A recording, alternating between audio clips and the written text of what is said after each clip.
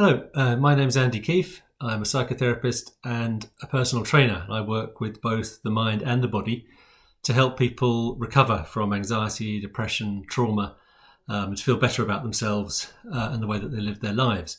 And I'd like to invite you to my free online fitness for mental wellbeing classes, which I'm running on every Wednesday morning at 8 o'clock, 8 o'clock UK time that is. Which I'm running throughout the whole of the lockdown period. As I said, they're free classes, and each week we concentrate on a particular theme. Last week we looked at anxiety. Tomorrow, Wednesday 13th of May, we're looking at depression. And you get a full workout, you get a full cardio workout, a lot of strength as a circuit class, so there's core work as well, flexibility work too.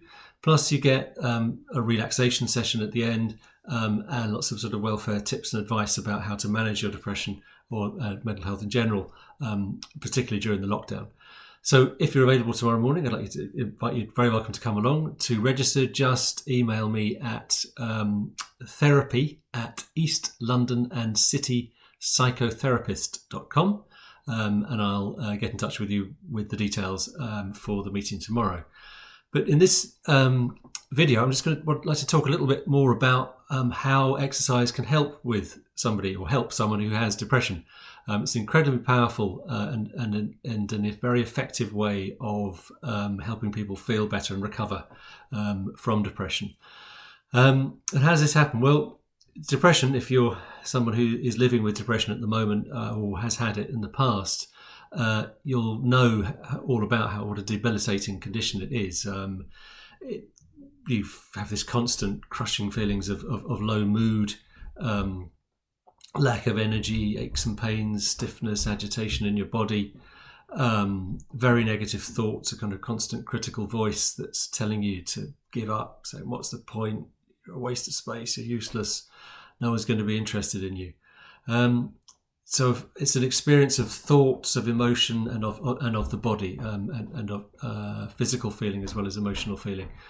And because it affects our thoughts, our emotions, and our bodies, we need to address this issue on all those three different levels. And exercise does that primarily, first of all, because the act of movement, particularly sort of moderate to vigorous movement, which raises your heart rate, increases the levels of serotonin, endorphins, and dopamine in your bloodstream and hence in your body. And these are all neurochemicals which are responsible for making us happier. They boost our mood, they lift our mood, they make us feel great, and they even sort of reduce pain. They're natural painkillers. When we're depressed, usually our reserves of these substances are sort of depleted, they're reduced. And this is why some of the antidepressant medication, which you may be on, boosts the use of, or tries also to boost the level of these drugs in your system.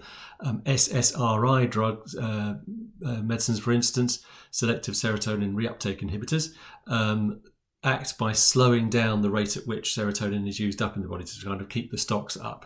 But exercise does it naturally, simply by running or walking, even, or doing the gardening, doing some vigorous housework. All of those things will help boost your serotonin levels and levels of the other drugs.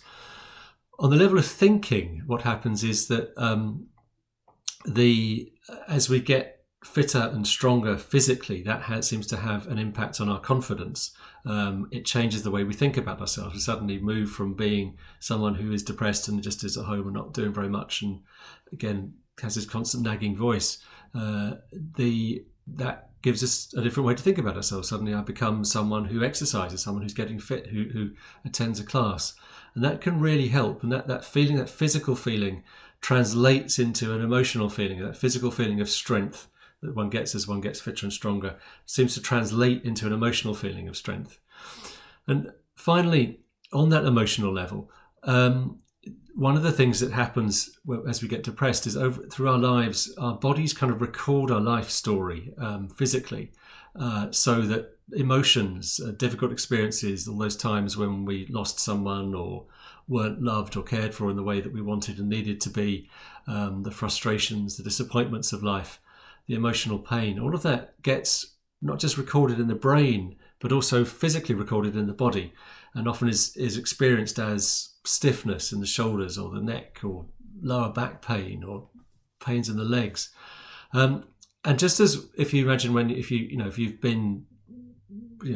your body's stiff, one of the best ways to deal with it is to warm up, do a workout, go for a run, go for a walk, and stretch at the end of it, and you feel that stiffness, that tension in the bodies, that in the muscles, that contraction of the muscle gets released, gets loosened up.